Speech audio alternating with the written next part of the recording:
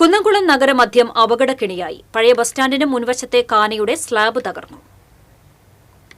കുന്നംകുളം നഗരത്തിലെ ഏറ്റവും തിരക്കേറിയ പഴയ ബസ് സ്റ്റാൻഡിന് എതിർവശത്തുള്ള കാന കാൽനടയാത്രക്കാർക്കും വാഹനങ്ങൾക്കും ഒരുപോലെ അപകട ഭീഷണിയാകുന്നു.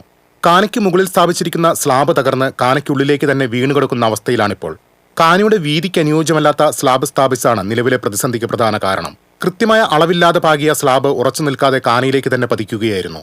നഗരസഭയുടെ ഭാഗത്തുനിന്ന് സ്ലാബ് പുനഃസ്ഥാപിക്കാൻ പലതവണ ശ്രമങ്ങൾ നടന്നിട്ടുണ്ടെങ്കിലും അവയൊന്നും ശാശ്വത പരിഹാരമായില്ല. ഓരോ തവണ സ്ലാബ് മാറ്റുമ്പോഴും ശാസ്ത്രീയമായ പരിശോധനകൾ നടത്താതെ പഴയപടി തന്നെ തുടരുന്നതാണ് ജനങ്ങളെ വലയ്ക്കുന്നത്. നൂറുകണക്കിന് ആളുകളാണ് നിത്യവും ഇതുവഴി കടന്നുപോകുന്നത്.